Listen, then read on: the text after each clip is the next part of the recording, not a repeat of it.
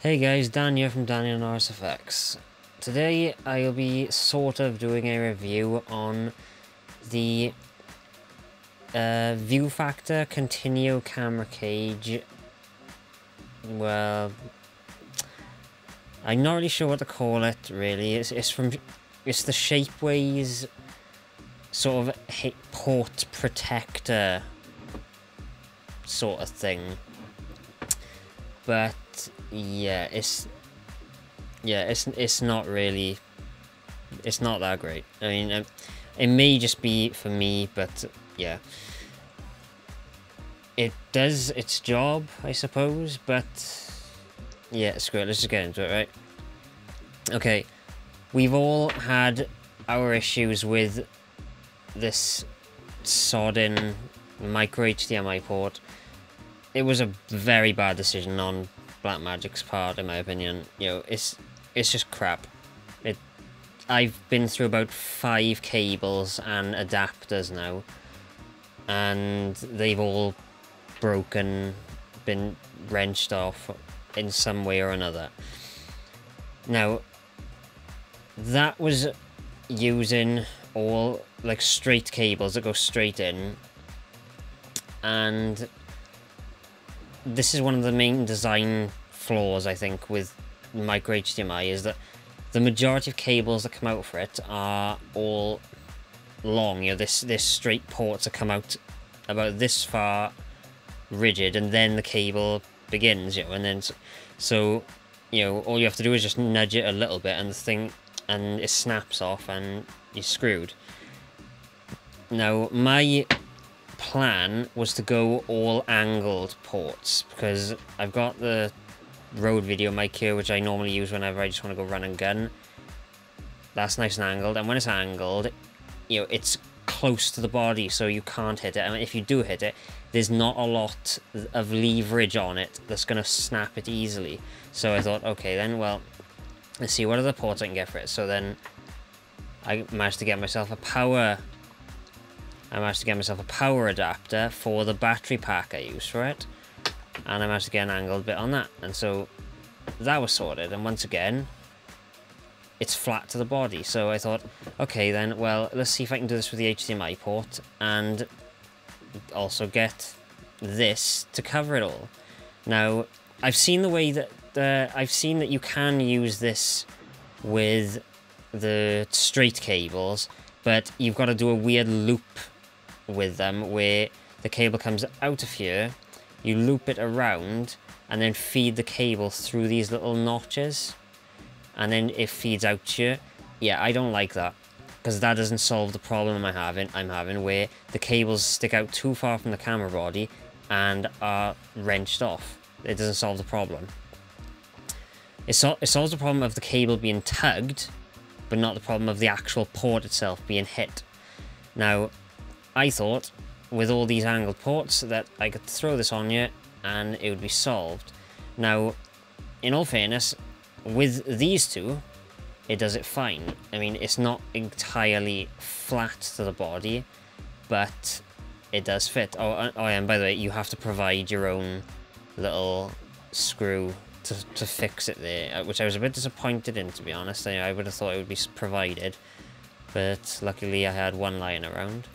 Now, like I said, with the two there, they fit sort of fine, yeah, with a little bit of a gap on it, so it is resting on the cables a bit, but it is holding them on. Now here's where the trouble begins. It took me about a week to find the right sort of angled HDMI cable that would accommodate for this mount thing.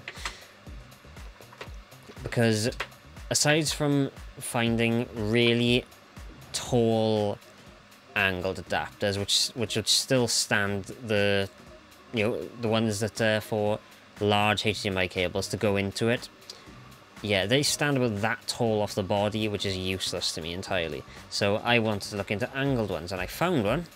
And keep in mind, I had trouble finding one that was angled this way, because I've seen others and they're angled angled in a way where the port would be sticking out like that, where the cable would come out this side, which is no good, which is pretty much useless for this this bit by here.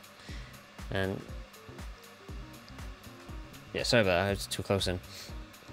Anyway, I found one finally, and we have a problem.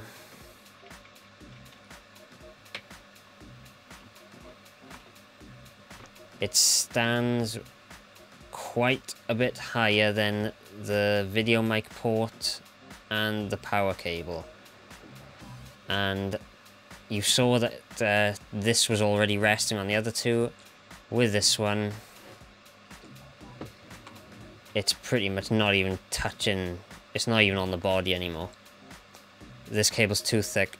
And I know what you're thinking, oh yeah, just screw it on and it'll still hold it on. No, because this back ridge here is not resting on directly on top of the ports. It's resting across the edges of them, which means it's basically gonna bend the HDMI cable outwards and cause the same issue as before. It's gonna snap it.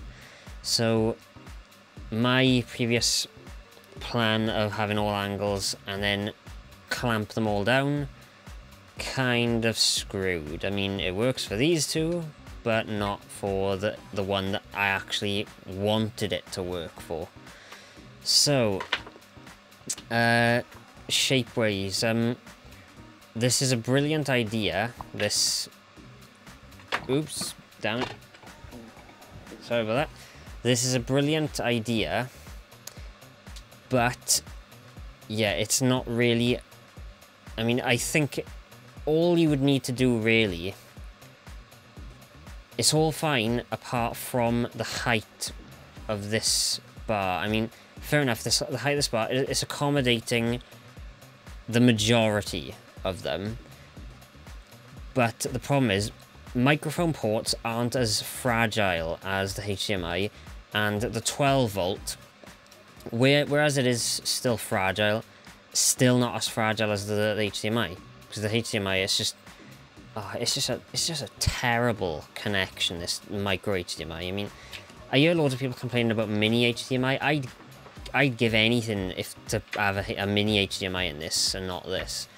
But yeah, that's all I can recommend to Shapeways, is try and figure out a way how to thicken the top half of this up a bit, and you know, raise this a bit, or maybe if you can create like an insert to go flat across here, where it'll sort of put a little bar across here to support the cables and stop them getting bent inwards by this, and then this can go on top like that, sort of like a washer or something, just to raise it up a bit, maybe.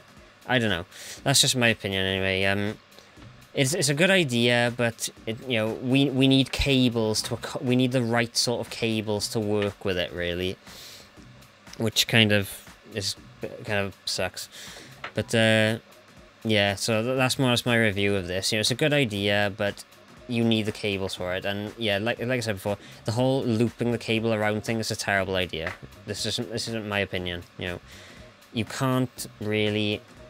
It's not protecting the ports. It's more or less just preventing anyone from tugging the cable, which is not the main issue that people have with it, I think, really. It's more just, you know, having something that fragile standing about 2 inches off from the body, this going to get nudged. And yeah, I know what people are saying, you know, oh, well, just get the actual Contineo one. I live in the UK.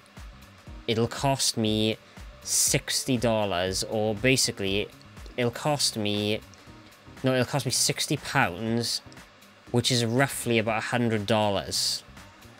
Would any of you pay $100 for a chunk of metal with a bunch of screws in it? I mean, fair enough, it's an investment and all that, but you know, even then, you know, I don't like the idea of having a string of cables sticking out this far from the camera. You know, it's not what I would consider a good...